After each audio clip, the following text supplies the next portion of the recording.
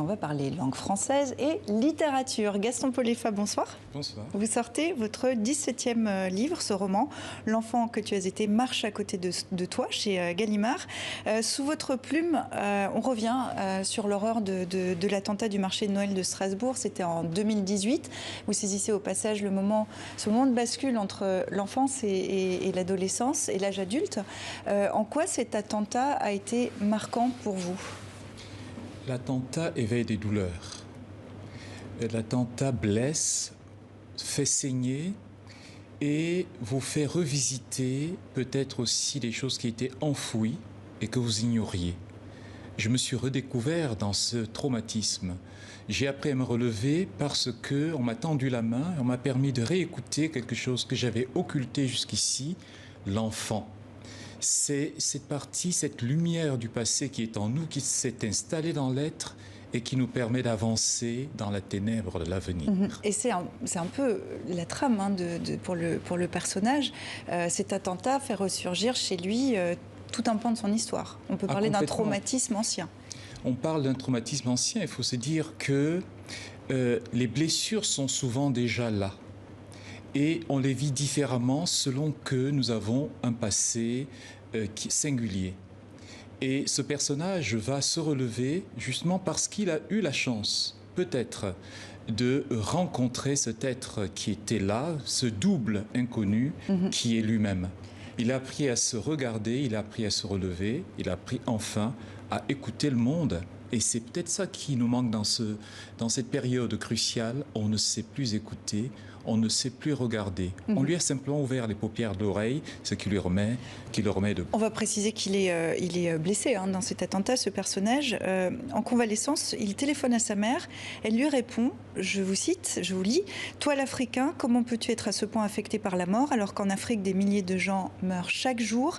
Tu es devenu trop sensible, tu es devenu un blanc. » Qu'est-ce qu'il faut dire de plus ? C'est très étrange parce que ce personnage, qui est l'autre figure de l'auteur, il faut le dire comme ça, pensez à Flaubert, Madame Bovary, c'est moi, a compris que la violence est devenue quasiment banale dans le monde.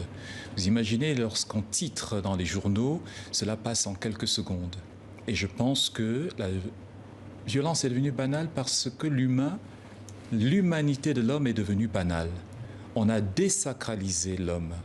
Comment réapprendre à nous regarder ? Vous passez à côté de quelqu'un quand il vous dit bonjour, c'est même plus un bonjour, c'est quelque chose qui ressemble à un borborigme. Bonjour, et ça s'arrête là.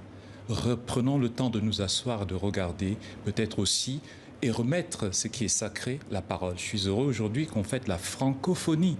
C'est une parole, la redécouverte de la parole qui structure l'être, une langue qui articule. La langue française qui bat dans le cœur étranger. Et c'est toutes les langues. Lorsque la langue est en difficulté, c'est peut-être cette violence qui remonte.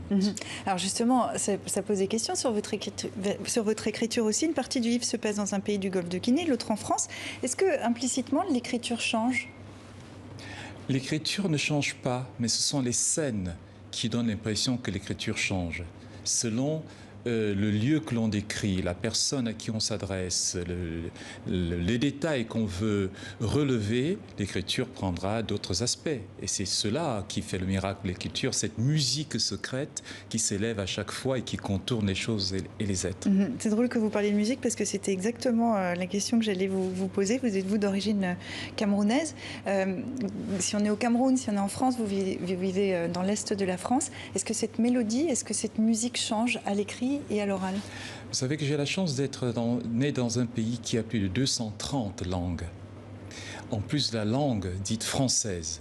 Et je pense véritablement que cette langue que je parle, qui est dite française, est irriguée de l'intérieur par ces 200 langues camerounaises, en plus de l'hébreu que j'affectionne particulièrement, et de l'allemand, qui a été la première langue de colonisation au Cameroun. Vous savez que dans ma tradition, chez les Fang et les Bétis, les mots techniques sont souvent des mots allemands, et nous croyons parler nos propres langues. Quand on dit « tsanga », c'est les tenailles, personne n'est allé regarder, mais j'ai appris à entendre que les langues sont universelles, les langues s'embrassent, les langues se croisent, se marient et donnent des langues que chacun parle. Donc ma langue n'est pas la vôtre, mais c'est ma langue française. Dans votre livre, il y a d'autres auteurs qui peut-être mettent plus de langues différentes dans leur livre, là, pour la partie qui se passe dans ce pays du Golfe de Guinée. Il y a on sent peu en fait ce mélange, je me trompe? Je ne construis pas, je ne calcule pas, je vous donne simplement ce que je suis. Voilà, quand vous avez mon livre, c'est « me voici », comme dirait Einstein. Comment je vois le monde. Pour vous, c'est le français, la langue d'écriture, ou est-ce que vous pourriez imaginer travailler dans d'autres langues, écrire dans d'autres langues? Je parle beaucoup de langues, je parle une dizaine de langues. C'est bien pour ça que je vous pose la question. Oui, mais ma langue, c'est celle-là que vous appelez la langue française. En fait, c'est la mienne, qui fait que lorsque je parle parfois, mes élèves considèrent que je leur parle une langue étrangère. Et c'est aussi ça qui est beau, je dis, c'est la langue. Comment c'est une langue étrangère? Parce que la langue française, on dit langue maternelle, ce qui est complètement erroné. Il n'y a pas de langue maternelle. Et la langue devient sienne dès lors qu'on a appris à l'habiter, habiter les arcanes de cette langue, être le compositeur de la langue. Ça veut dire que chacun a son propre français, en fait? Complètement. Autant de francophones, autant de français? Autant de francophones. Autant de français, complètement. Et on a bien mélangé votre français et le mien, j'en suis ravie. Merci beaucoup d'être venu nous voir. C'est ce qu'on appelle un mariage. Exactement, mariage autour du français. Vous en êtes un très bel exemple. Et cette interview en est un très bel exemple aussi. Je rappelle le titre de votre livre, ça s'appelle « L'enfant que tu as été marche à côté de toi ». Le livre est magnifique et le titre aussi. Je veux dire que c'est un très joli titre. Merci beaucoup d'être venu nous voir.